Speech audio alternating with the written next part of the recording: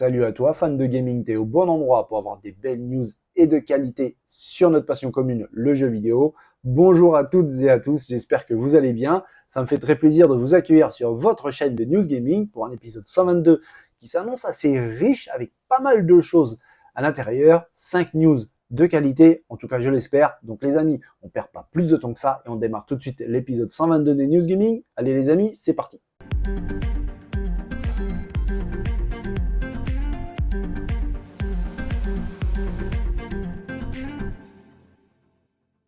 Là, évidemment, les amis, on arrive à une période faste au niveau sortie de jeux vidéo. Septembre, octobre, novembre, ça va être une dinguerie, ça c'est clair et net.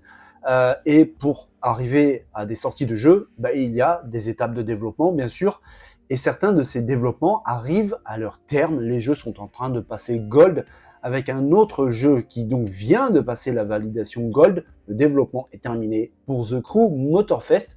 C'est une très bonne nouvelle pour ce titre d'Ubisoft. On sait à quel point l'éditeur français a du mal à sortir ses jeux en temps et en heure. À chaque fois, en tout cas très souvent, c'est retardé, c'est repoussé.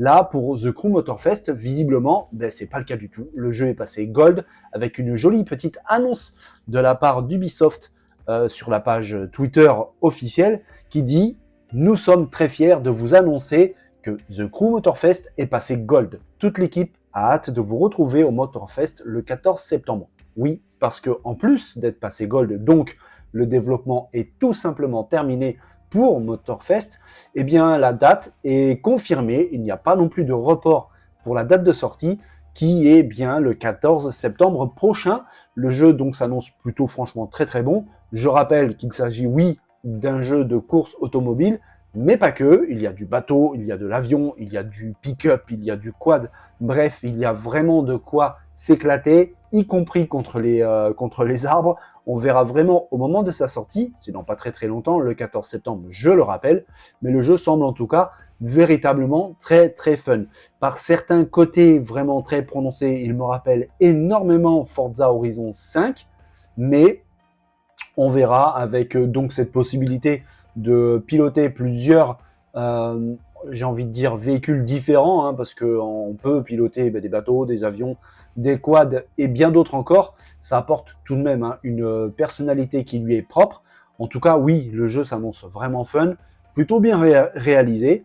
On verra au moment de sa sortie le 14 septembre et je rappelle que le jeu sort sur Xbox Series, donc la X et la S, mais également sur la Xbox One, sur PS5 bien évidemment, mais aussi sur PS4 et bien sûr sur PC. On verra au moment de sa sortie. Ça risque d'être plutôt sympa. The Crew Motorfest, donc, qui a terminé son développement. Il est passé Gold et la date est confirmée pour le 14 septembre prochain. Décidément, les bons jeux arrivent. Alors, j'en ai parlé sur la chaîne, il y a de la quantité, ça c'est clair et net. On va en avoir beaucoup. Tous les styles seront présents. Et ça, c'est très très bien parce que ça va permettre de contenter plutôt absolument tout le monde. Mais en plus de ça, j'ai vraiment l'impression que la qualité est au rendez-vous. On verra pour The Crew, c'est dès le 14 septembre prochain. Allez, on va continuer chez Ubisoft. Là, par contre, c'est un petit peu moins drôle, quoique il y a quand même une assez bonne nouvelle pour un jeu qui se fait, j'allais dire attendre, mais en fait, ça va au-delà de ça. Évidemment, je vais parler de Skull and Bones. Le jeu est sans cesse repoussé. Alors, jusqu'à aujourd'hui, il n'a toujours pas été annulé. C'est déjà quand même une bonne nouvelle, mais c'est vrai qu'il est tout le temps repoussé, tout le temps retardé, mais visiblement les choses commencent un petit peu, j'ai bien dit un petit peu, à se préciser, et quand je dis un petit peu, c'est tout simplement parce qu'il n'y a toujours pas de date définitive de sortie, mais on a une date de bêta fermée. Cette bêta fermée, ça sera du 25 au 28 août prochain, et vous pourrez peut-être y participer.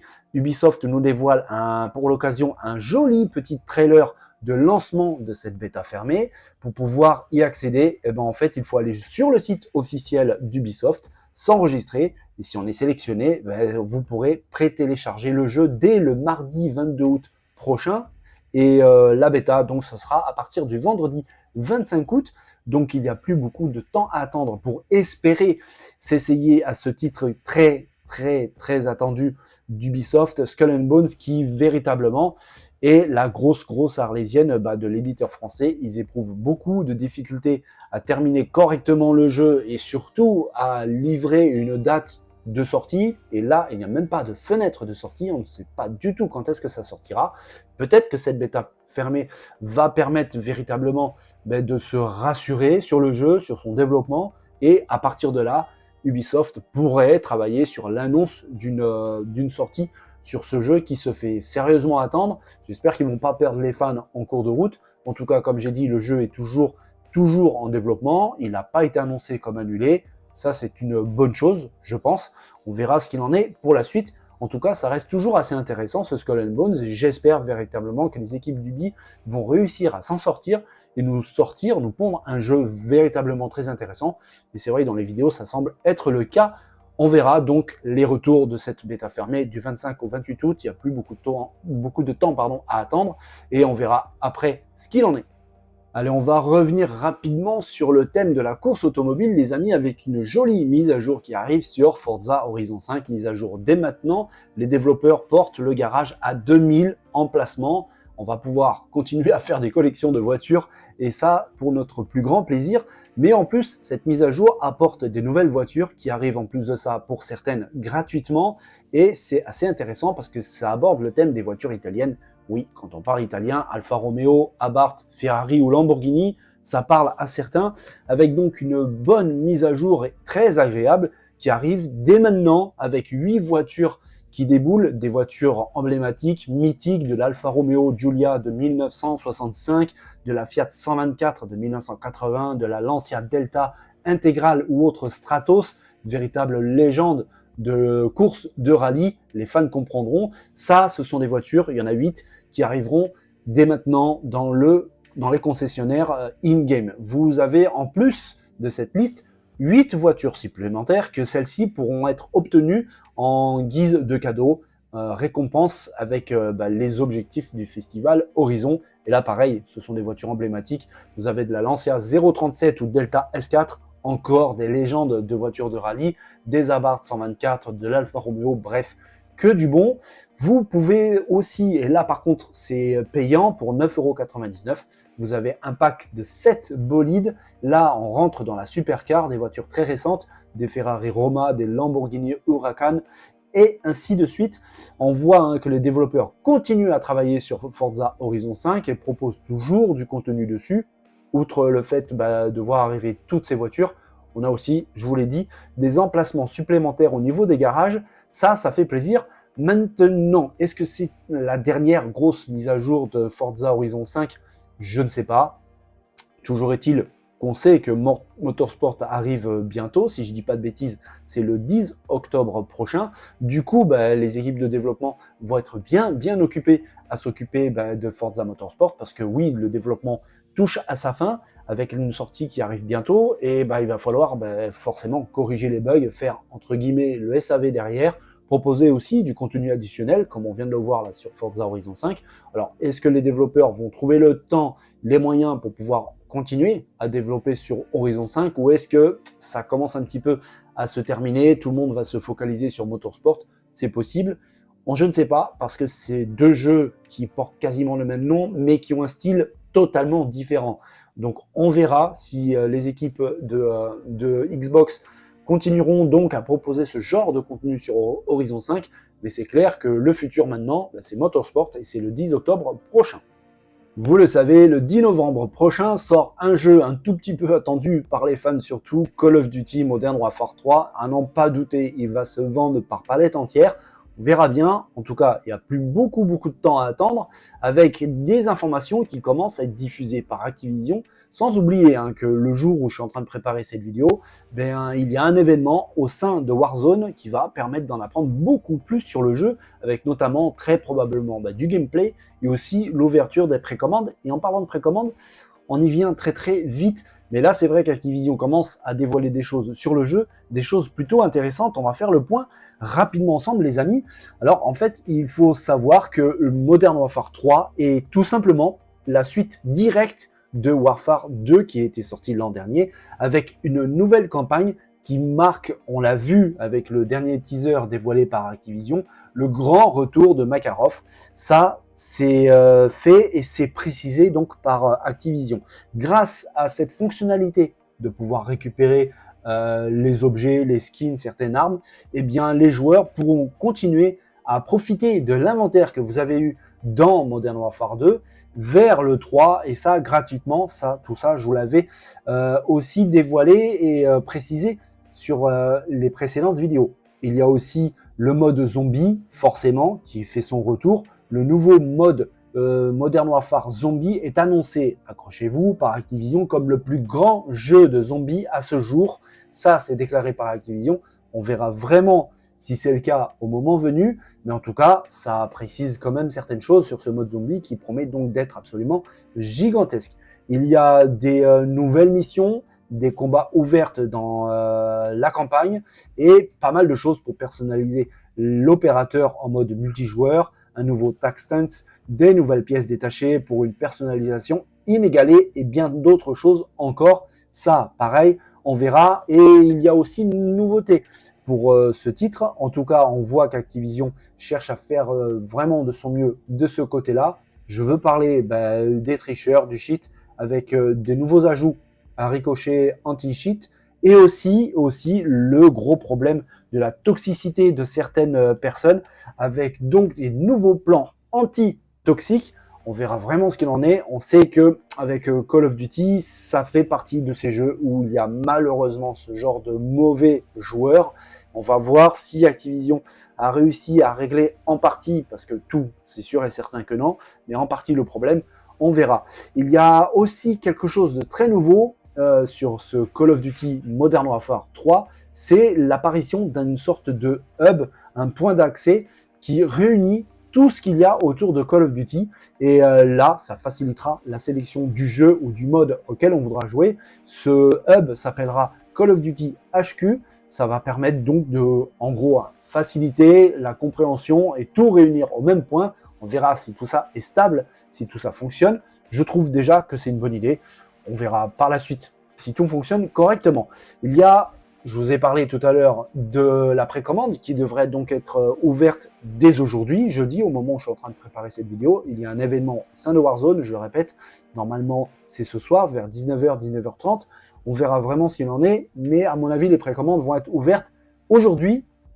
Donc ce sera le cas déjà, si jamais c'est confirmé, au moment où vous verrez cette vidéo, avec l'apparition, on le sait déjà, de l'édition Vault, qui est l'édition la plus ultime pour les gros fans de Call of Duty. Cette édition Vault va proposer beaucoup de choses, plein de bonus, des armes, des éléments, des skins in-game, bref, des choses très intéressantes. On verra, mais en tout cas, si vous décidez de vous acquitter du prix, pour l'instant on ne sait pas, de l'édition Vault, eh bien il y a pas mal de choses, avec bien sûr le jeu de base, ça c'est clair et net, mais aussi le pack opérateur Nemesis, avec Price, Ghost Warden et Makarov. Ça c'est vraiment très intéressant. Vous aurez la possibilité d'avoir 2 armes inédites, des bonus en lien avec la saison 1 de Black Cell, on le voit d'ailleurs ici à l'écran, et le pack opérateur SOAP qu'on voit ici. C'est très intéressant. Pour l'instant, je n'ai pas les prix, je ne sais rien du tout, on verra, mais c'est vrai que cette édition Vault, en plus, accorde un accès anticipé d'1 semaine à la campagne solo du jeu et aussi à la phase bêta ouverte du titre. On verra comment ça se passera au niveau donc du prix, pour les dates également. Pour l'instant, je n'en sais rien du tout. Ça devrait être annoncé, je pense, dès ce soir, 19h, 19h30. Donc c'est possible, les amis, qu'au moment où vous regarderez cette vidéo, il y aura déjà tous ces détails au niveau date et prix. Je rappelle que le jeu débarque le 10 novembre prochain sur PC, PS4, Xbox One, Xbox X et S. Et puis à mon avis c'est tout, c'est déjà pas mal. Donc Call of Duty déboule, à mon avis il est très attendu. On verra le 10 novembre, c'est bientôt. Et puis aussi l'événement dès ce soir, en tout cas le lendemain pour vous. Voilà. Au moment où je prépare cette vidéo, nous sommes le jeudi 17 août. Et bien le 17 août, c'est aujourd'hui que commence le préchargement de Starfield pour nos consoles Xbox Series X et S. En ce qui concerne le PC, c'est un petit peu plus tard, c'est le 30 août. Mais voilà, dès aujourd'hui, vous pouvez déjà, si vous avez précommandé le jeu, à télécharger Starfield sur vos consoles. Et Pardon, et c'est une bonne chose parce que rien que sur console, le jeu va dépasser les 125 gigas à l'installation. Sur PC, c'est même encore un peu plus loin, ça dépasse les 130 gigas. Toujours est-il que c'est le moment, vous pouvez lancer le téléchargement de Starfield. Starfield qui commence très sérieusement à montrer des petits détails concernant le jeu en lui-même. Bethesda ouvre les vannes, commence à parler. Le jeu arrive, c'est le 6 septembre, et on va en apprendre un petit peu plus, les amis, concernant justement tous ces petits détails sur le jeu. Par exemple, il sera possible d'acheter des maisons dans chaque ville majeure du jeu. Oui, on pourra acheter des maisons. Certaines de ces maisons sont à acheter, et d'autres, elles seront offertes comme des récompenses après des quêtes, des missions, choses que vous aurez réalisées pour telle ou telle faction. Eh bien, on va vous offrir, par exemple, des maisons, entre autres, et d'autres, ce sera des maisons à acheter.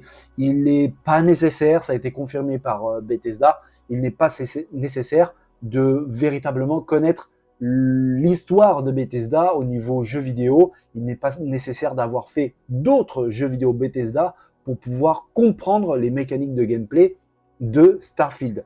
N'importe qui pourra se lancer dans Starfield, même si on n'a pas joué par exemple à Skyrim ou à d'autres jeux de Bethesda. Ça, c'est une très bonne chose. Et d'ailleurs, les développeurs ont déclaré « Installez-vous et allez-y à votre rythme ». Ça, c'est une très très bonne chose parce que malheureusement, ça aurait pu en faire de Starfield un jeu un peu trop fermé aux personnes qui connaissent l'univers Bethesda. Là, c'est pas le cas. C'est une très très bonne chose.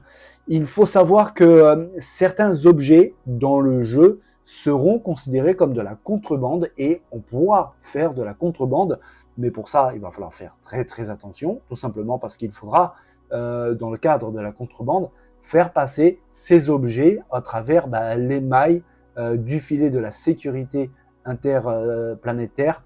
On verra comment ça va se passer, mais en tout cas, oui, il y a des choses prévues dans ce sens. On pourra même acheter des modules spécifiques pour pouvoir, vous le savez, on construit nos vaisseaux, et certains de ces modules pourront être utilisés comme cachette pour pouvoir justement cacher certains objets de contrebande pour éviter les problèmes avec les services de sécurité. Ça permet aussi d'avoir un jeu plutôt riche au niveau du gameplay. Et en parlant de contrebande, il est possible d'aller en prison dans Starfield, oui, ou alors même de payer une amende pour éviter d'aller en prison. Il y a d'autres moyens aussi d'éviter d'aller en prison, c'est tout simplement d'essayer de résister à une quelconque arrestation, de s'échapper. On verra dans quelle mesure ça va se passer. Est-ce que ça pourra engager des combats? Je pense que oui. On verra de toute façon, mais ça aussi, ça permet de savoir qu'il y a aussi ce genre de gameplay qui a l'air tout de même franchement assez développé au sein de Starfield.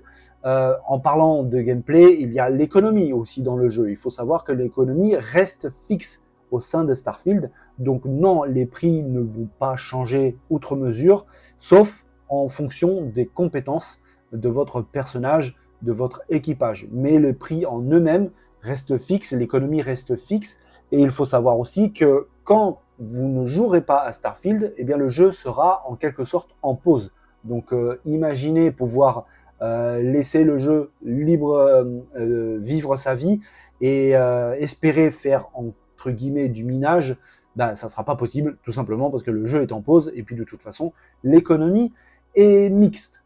Il faut savoir qu'on pourra dans le jeu rejoindre plusieurs factions en même temps et ainsi développer un petit peu le scénario du jeu, parce qu'il sera possible aussi de trahir telle ou telle faction, telle ou telle flotte. Ça, c'est un choix personnel que vous ferez pendant le jeu, mais c'est vrai que ça permet aussi d'avoir un scénario beaucoup plus large, beaucoup plus riche et fouillé. On verra un petit peu. On apprend aussi de la part de Bethesda qu'il ne sera pas possible de terminer le jeu en mode non létal. On ne pourra pas jouer les pacifistes du début à la fin du jeu, ça c'est impossible. Alors oui, il y a plein d'options pour éviter les tueries dans le jeu. On pourra par exemple engager le dialogue pour pouvoir négocier avec tel ou tel ennemi. On pourra aussi utiliser des armes non létales, ça existe dans Starfield, mais malheureusement, il n'est pas possible de terminer le jeu totalement dans le mode non létal parce que évidemment, il y aura à mon avis pas mal de fights Et évidemment, il y aura des morts, ça c'est clair et net. En tout cas, c'est prévu comme ça dans le jeu. On apprend aussi qu'il y a à peu près un peu plus de 20 compagnons qui pourront rejoindre votre aventure. Je rappelle que c'est un jeu solo, mais vous avez 20 compagnons qui vont vous épauler, qui vont vous suivre pour tout plein de choses. Et dans ces 20 compagnons, il y en a 4 d'entre eux qui, en gros, seront les plus proches de votre personnage, ceux avec qui vous aurez le plus d'interactions. Ces personnages, ces 20 compagnons, vous l'avez compris, on pourra leur attribuer des tâches. Ils pourront travailler dans telle ou telle base. D'ailleurs, on en voit actuellement à l'écran. Ils pourront aussi être avec vous dans le vaisseau. Et il faut savoir qu'on pourra les payer avec un salaire qui sera lié à leurs compétences. En parlant de compétences de ces compagnons, il faut savoir que tout le monde ne sera pas logé à la même enseigne. Certains de ces personnages sont un peu, on va dire, spécialisés dans l'armement par exemple, d'autres dans la navigation spatiale, d'autres dans le stockage, dans la gestion des stocks, de la manutention. Et il faudra donc gérer les personnages en fonction de leurs compétences pour leur attribuer les postes qui seront le mieux à même à gérer. Et donc avec les salaires en rapport. Il faut savoir que Bethesda a mis énormément d'efforts sur la partie sonore, et ça, c'est, je trouve, une très très bonne chose. D'ailleurs, Bethesda a indiqué qu'ils étaient particulièrement fiers du travail des doubleurs, également pour la musique, et tout ce qui est fait sonore. On le sait, un jeu, on va dire, d'aventure, le son prend une place particulière. Bethesda, bon, ils savent un petit peu, hein, ils connaissent un peu les jeux d'aventure.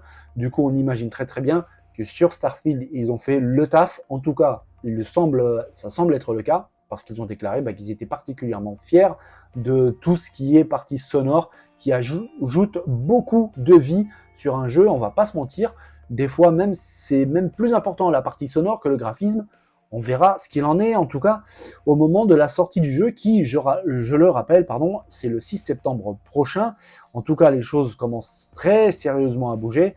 Je vous rappelle que le jeu peut d'ores et déjà être téléchargé et installé sur vos consoles. Évidemment, on ne pourra pas y jouer tout de suite, ça sera dès le 6 septembre prochain, mais qu'il va falloir faire de la place. Ça dépasse les 120 Go sur console Xbox, un peu plus de 130 sur PC. Aujourd'hui, c'est possible à télécharger pour console Xbox. Et normalement, à partir du 30 août prochain, ça sera pour les joueurs sur PC. En tout cas, ça s'annonce vraiment complètement fou. Je rappelle qu'il y a plus de 1000 planètes à explorer. Alors, elles ne seront pas toutes débordantes de vie, de choses à voir, de choses à faire. Mais c'est clair que ça s'annonce tout de même passionnant. Bethesda a l'air d'avoir mis vraiment les petits plats dans les grands avec beaucoup de choses à faire, à visiter, à gratter, à observer. Le moindre détail, à mon avis, aura son importance dans le jeu. On sait par exemple que les combinaisons spatiales ont des patchs, des choses accrochées dessus, qui auront aussi leur signification correspondant aux compétences de la personne qui habille la combinaison. Donc ça semble être complètement fou, avec plein de notes, des post-it partout dans le jeu. Il y aura beaucoup de loot, ça c'est clair et net, beaucoup de choses très intéressantes à gratter et à voir. Ça s'annonce passionnant. Encore un petit moment à attendre, mais pas très longtemps. Hein. Le 6 septembre, Starfield déboule. Ouais, c'était plutôt intéressant, hein, avec The Crew Motorfest qui passe Gold, la date qui est confirmée, la bêta fermée pour Skull and Bones, le contenu de Vault de Modern Warfare 3, des détails super intéressants sur Starfield que vous pouvez d'ores et déjà commencer à installer sur votre console Xbox. Les amis, c'était assez intéressant. J'espère en tout cas vraiment que cette vidéo vous a plu. Si c'est le cas, comme d'habitude, vous savez quoi faire, les pouces, les partages, les commentaires, vous le savez, on échange souvent sur notre passion commune, le jeu vidéo, et à chaque fois, c'est un vrai plaisir. Pour ceux qui ne sont pas encore abonnés, n'hésitez pas à rejoindre la chaîne, n'hésitez pas, ça fait pas mal, c'est pas dangereux, juste le petit bouton abonné juste en dessous. On sera tous très heureux de vous accueillir ici sur la chaîne. En tout cas, merci à tous d'être présents chaque jour. Les amis, je vous souhaite à tous une belle et bonne journée. Portez-vous bien comme d'habitude. N'oubliez pas de vous amuser, c'est très important. Je vous dis très vite, dès demain, pour un nouvel épisode des News Gaming. Les amis, bonne journée à tous. Bye bye.